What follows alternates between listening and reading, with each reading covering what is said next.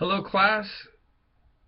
So welcome to Western Civilization 104, and I am Professor Pollock, Mr. Pollock, Mr. P, however you want to call me. Um, but anyhow, I'm normally going to be giving my lectures by using Voice-O-Matic, which means you'll be seeing the PowerPoint presentation, and you'll only be hearing my voice. But I thought it would be nice for you to be able to see the face behind the voice. And I'm going to break up this introduction into actually a few videos. I want to talk about what Western civilization is, and then I want to talk about grading expectations and workload, and the workload. Okay. So Western civilization is the first class that I had going to Modesto Junior College, and it left a tremendous impact on my perception of reality. And it made me realize that, here we are in the United States of America. I'm speaking to you right now in English, and you're going to a college.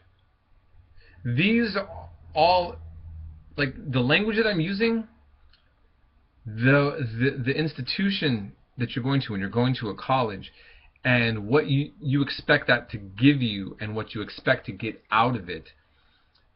This all comes out of the Western tradition.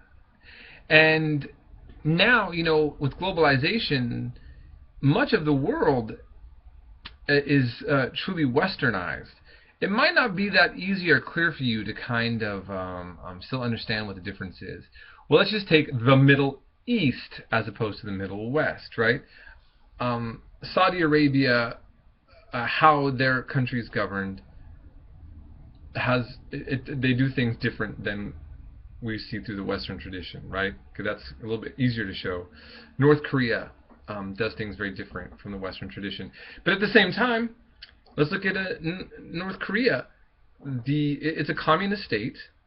Karl Marx is the foundation of communism, and Karl Marx comes from what Asian country? Oh, he doesn't come from an Asian country. He's Western. He's from Germany, right? Okay, so there's a tremendous influence on the world, the Western world. Now, in the past, it was taught like the West is best, and we're talking about Western civilization. We're making not just a factual statement about a location.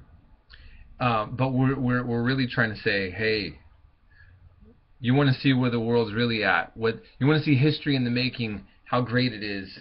Well, we're going to learn about Western civilization, and then the people in Africa and the people in Asia, and this was the old way.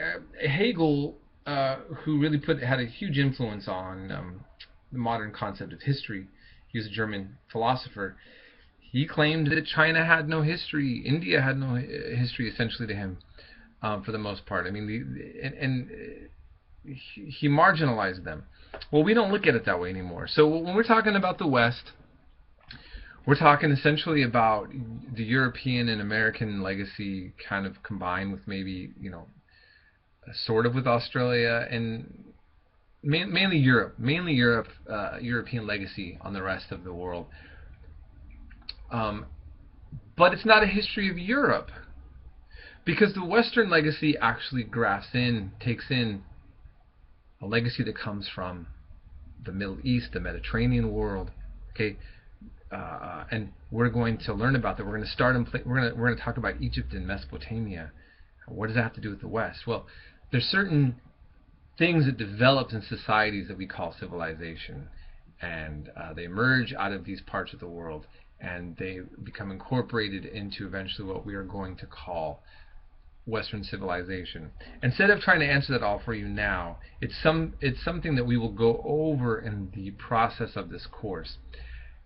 Please feel free to always leave me questions, or call me or email me so I can clarify anything that you want clarification for. But the issue of Western education and Western civilization in the world is still controversial. If any of you have followed what happened in Nigeria with the tragic kidnapping of those girls by that militant group Boko Haram. Boko Haram, the name means like fake forbidden, or literally fake education forbidden is what it's trying to imply. And what's that fake education? Western education. And it's a group of Muslims in a certain part of Nigeria that feel that Western foreign influence on their country is something that they don't respect, and that they do anything to halt violently in their tactics the influence of Western education. In Iran or Iran, right? Prior to the revolution, there was an Iranian scholar who came up with this concept of Westoxification that he was against.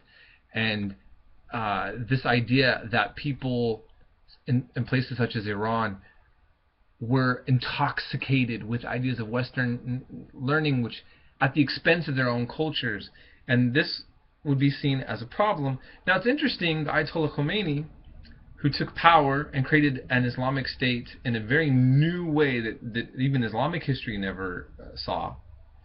Many believe that he got his concept of Aliyati Faqih, the rule by the jurist, by the Islamic scholar, to come from Plato's Republic. So, again, we can't escape the West, it seems, in discussing a lot of things. But my goal is not to say the West is best or to say it's worst, but to just simply show how Western civilization has developed and look at the world the way it is today.